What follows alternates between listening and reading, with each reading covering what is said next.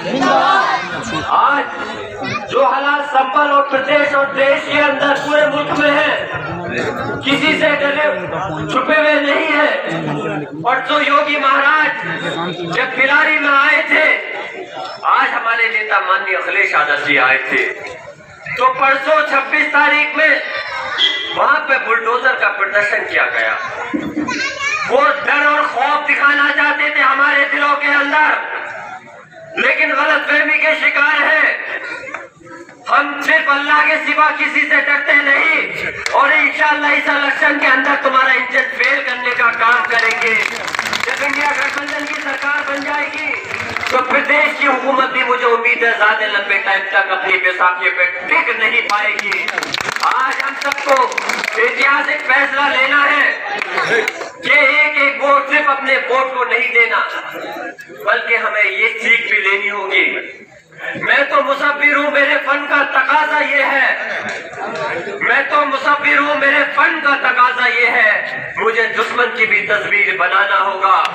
मेरे बुजुर्गों, जिस तरह से भारतीय जनता पार्टी आरएसएस के लोग एक मिशन के तहत अपने वोटों को बढ़वाने का भी काम करते हैं, और बढ़वाने के साथ साथ आपके वोटों को घटवाने का भी काम करते हैं, यकीनन उस कड़ी में तो हम लोग पीछे रहे। बीजेपी ने अपने वोट बनवाए और हमारी तादाद वोटों की ज्यादा नहीं बन पाई, लेकिन इसके बावजूद भी गणित हमारा बहुत ऊपर है उनसे। लेकिन हमें उनको उस गणित में फेल, जो उन्होंने वोट बनवाए हैं, उसमें उन्हें बीजेपी को फेल करने के लिए हमें अपने तादाद को बढ़ाना पड़ेगा, परसेंटेज को बढ़ाना पड़ेगा। याद रखना, ऐसा नहीं हो कि गर्मी अगर ज्यादा हो रही है मौसम की वजह से, तो आराम कर करके कि कुछ वोट 10 में से ये सोचे कि 7 वोट पड़ गए तो 3 से क्या हो रहा है। एक एक वोट की कीमत होती है जब काउंटिंग हो रही होती है। तब जो काउंटिंग में एजेंट होते हैं उनसे पूछिए दिल की धड़कनें कैसे अप डाउन होती रहती है।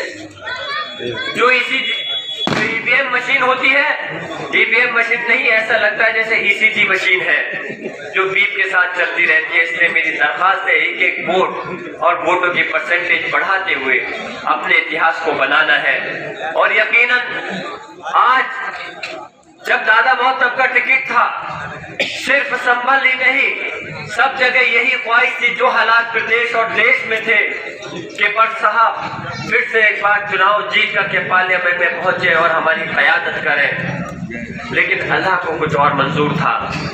अल्लाह के हुक्म के आगे हम सब मजबूर हैं।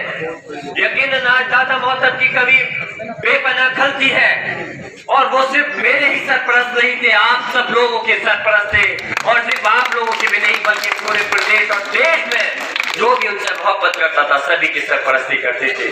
हमारा एक भरम थे, हमें ये चीज रहती थी कि अगर खुदा नखास से कोई परेशानी होगी, कोई गलती हो जाएगी, कोई अत्याचार होगा, तो हमारे कायद दादा मोहतब भट्ट साहब हमारे सरपरस्त को संभाल लेंगे। यकीनन आज उनकी जगह मैं क्या कोई नहीं ले सकता, लेकिन मैं ये यकीन जरूर दिलाना चाहता हूँ, जैसे हमारे बड़े भाई आशुफ मलिक साहब कह रहे थे कि जियाउर रहमान बर्क भी भट्ट साहब की तरह वैसे ही आवाज उठाने का काम करेगा जैसे कि दादा मोहतब भट्ट साहब ने उठाई है। और मैंने अपने एक कदम से साबित भी करके दिखाया है। मेरा विधानसभा का पहला टर्म था, पहली बार विधानसभा के अंदर पहुंचा। यकीनन पहली बार पहुंचने के बाद वहां पे बोलना बहुत मुश्किल होता है, लेकिन अल्लाह का करम है, दादाजी का तजुर्बा मेरे पास था। पहली बार विधानसभा में पहुंचने के बाद में भी जितने सदन मैंने सत्र ज्वाइन करे, कोई ऐसा सत्र नहीं था कि जिसमें मैंने अल्लाह करम से आप लोगों की आवाज को नहीं उठाया हो। वो तो प्रदेश का सदन था। अब इंशाअल्लाह जब मुझे मुल्क का सदन मिलेगा, इस देश की सबसे बड़ी पंचायत का एक मेंबर बनने का मुझे मौका मिलेगा, तो यकीन दिलाता हूँ कि दादा मोहतब भट्ट साहब की कोशिश करूंगा उनकी वही आवाज को बुलंद कर सकूं जो वो आपके लिए हमेशा से उठाते चले आते थे। आज इस मौके पे मैं अपनी बात को मुख्तसर करते हुए, यकीनन जैसे अभी मेंबर तस्दीक राय साहब ने बताया कि वो आज शादियां 4 है मोहल्ले में, इस वजह से लोग ज्यादा नहीं आ पाए। इस चीज की अगर पहले से मालूमात होती तो आज दिन नहीं रखते। खैर कोई बात नहीं, लोकसभा का इलेक्शन बहुत बड़ा है। मुझे ये मालूम है कि यहाँ अगर हम प्रोग्राम नहीं भी करते तो इंशाअल्लाह ताला तब भी वोट एक तरफा मिलता, और आज का तो तब भी इंशाअल्लाह एक तरफा ही मिलेगा। इस आंधी में कोई किसी की नहीं सुन रहा।